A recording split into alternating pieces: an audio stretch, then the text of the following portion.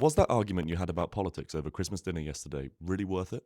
It depends. In the fourth part of his book, How to Think About Politics, Professor Peter Allen explains how to think about what you want. Here's a preview. First is a sort of classic way that we might think about it, which is what do you want out of politics? What do you want politics to deliver to you in material terms? Second aspect is what role do you want politics to take in your life? Do you want politics to be something that just happens in the background that you don't really need to think about? Or do you want it to be something that you're heavily involved in? There's a tension here for some people in that they really want quite a lot from politics. They want politicians who are going to transform the kinds of lives that they lead. But at the same time, they might not want to give up too much of their spare time to campaigning for these kinds of things. They might not want to be constantly monitoring and surveilling what their politicians are doing. Some people's political values matter enough to them to filter out into all different aspects of their lives, but that might not be the case for you. So one of my friends a few years ago was on the dating market, and she's vegan for good political reasons. She said that she was having a lot of trouble meeting a guy.